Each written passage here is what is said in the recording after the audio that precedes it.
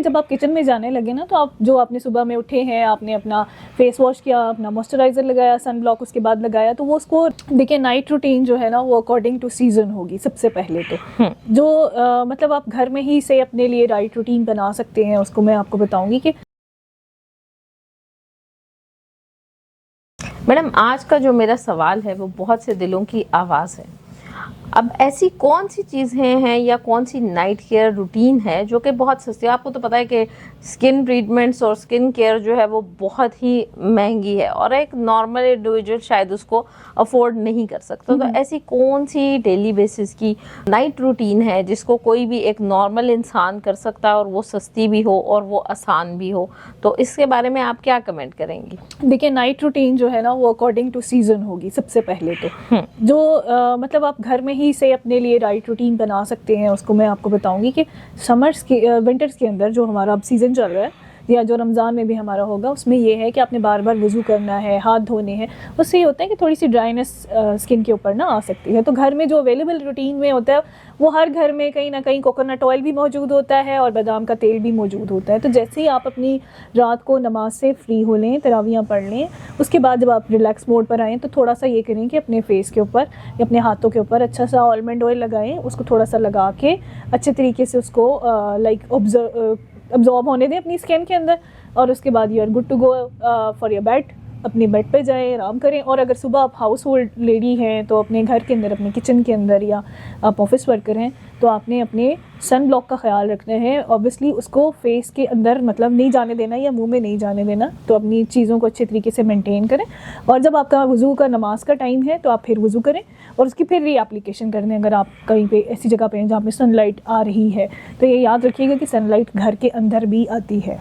अच्छा मैडम, एक और चीज़ मेरे जहन में आपकी इसी बात से आई है, वो ये कि सन ब्लॉक जो है, क्या हम जब हीट के पास जा रहे हैं, एक तो है कि सूरज की रोशनी है, अब एक फीमेल है जो कि घर में है और उसने खाना पकाना है, वो घर के अंदर तो नहीं मतलब सन के ऊपर एक्सपोजर, लेकिन किचन में उसके हीट के साथ एक्सपोजर है, तो क्या उसे उस वक्त सन ब्लॉक का इस्तेमाल करना चाहिए? बिल्कुल करना चाहिए। मैं अपनी प्रिस्क्रिप्शंस में, आपको भी पता है कि मैं हमेशा मैंडेटरी करती हूँ कि आप किचन में जाएं तो अपना सन ब्लॉक ज़रूर लगा के जाएं। उसमें ये होता है कि जब आप किचन में जाने लगे ना, तो आप जो आपने सुबह में उठे हैं, आपने अपना फेस वॉश किया, अपना मॉइस्चराइज़र लगाया, सन ब्लॉक उसके बाद लगाया, तो वो उसको रहने दें, उसी में आप अपना खाना वगैरह बना लें, सब कुछ कर लें। फिर उसके बाद ये मैं करती हूँ कि जैसे आप किचन से आए ना तो उसको रिंस कर लें, उसको पानी से धो लें, ताकि जो आपके फेस पे जो भी कुछ है वो उतर जाए। और फिर उसकी थोड़ी देर के बाद 10 to 15 मिनट्स के बाद री एप्लीकेशन करें, ताकि उसके बेनिफिट्स आपको मिलें।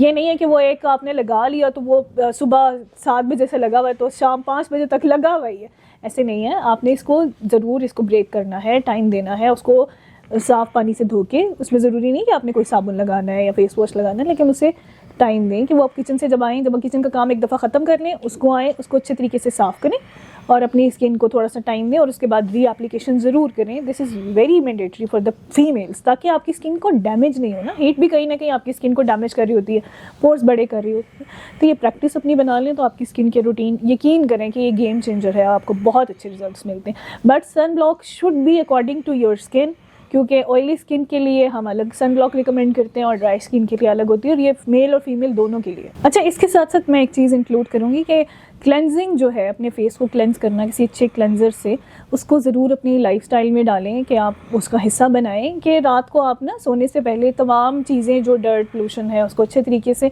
कोई भी नॉर्मल कॉटन ले लें, उससे लेके कोई अच्छा क्लेंजर ले लें, उससे हल्का सा मसाज करके अच्छे तरीके से अपने फेस से उतार के उसको डिस्कार्ड कर दें, ताकि आपके फेस पे जो भी पोल्यूशन आई है, बाहर की डर्ट आई है, जो भी चीज़ें हैं, वो अच्छे तरीके से क्लेंस करें, साफ़ हो जाएगी स्किन। उसके बाद अपना मॉइस्चराइज़र लगाएं और आराम से अपने बेड पे जाएं। अच्छा मैडम, क्या क्लेंजर ही ज़रूरी है? क्या हम बेबी ऑयल या नॉर्मल किसी ऑयल से भी क्लेंजिंग कर सकते हैं, या हम कोई जो नॉर्मल मॉइस्चराइज़र है उससे भी क्लेंजिंग कर सकते हैं, या हमें स्पेसिफाइड कोई क्लेंजर ही लेना है अपनी स्किन को क्लेंस करने के लिए? हर चीज़ के लिए एक चीज़ अगर डिज़ाइन हुई है तो उसी चीज़ के लिए डिज़ाइन हुई है ना।